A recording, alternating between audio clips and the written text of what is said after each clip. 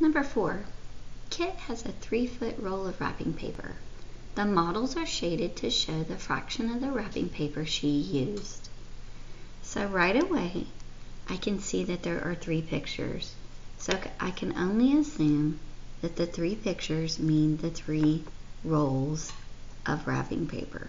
So I'm going to go ahead and label that 3 rolls of wrapping paper.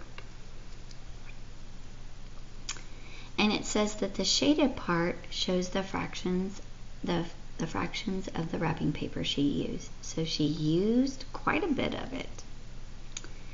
Write an expression that represents the amount of wrapping paper left. So the first thing I want to think about is what happens when you use something. When you use something, yes, it does go away. So I'm going to be subtracting on this problem. I'm just going to circle the word use, and I'm going to put a little subtraction symbol right there. So I need to write an expression, and that expression is going to look like this. I started with 3 rolls. I used 1, 2 rolls, and 1, 2, 3, 4, 5, 2/5 was used.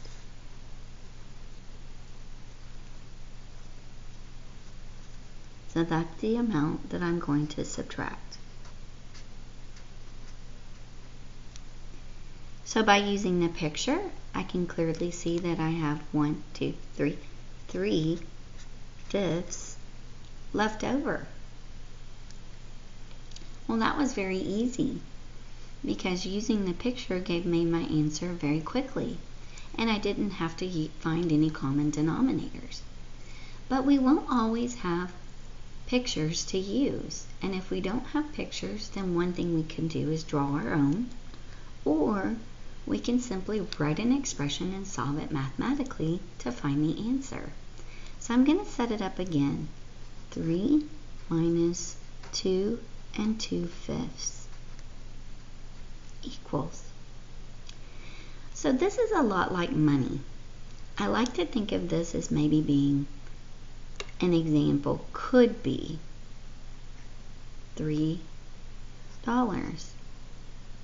And this could be $2.40. And if I had that amount over here to subtract, I would need to regroup from the number 3 because I can't take away some change when I only have dollar bills. Well, fractions are exactly the same.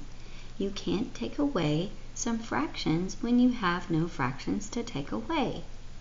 So we have to stop and think about what is another name for the whole number 3. And if I go back to my model and I look at my model, I can see that I have 5/5, or I have 2 wholes, 2 wholes, and I have another name for the number 3 would be 2 wholes and 5/5.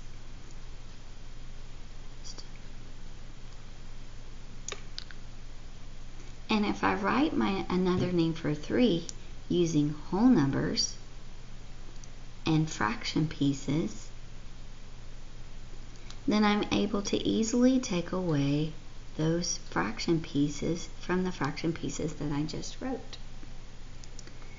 So if I rewrite the number 3 as 2 and 5/5, because my denominator is 5 and 5 over 5 equals that wonderful 1, then I can take away the 2/5 and I'll still get the answer 3/5. And 2 minus 2 is nothing.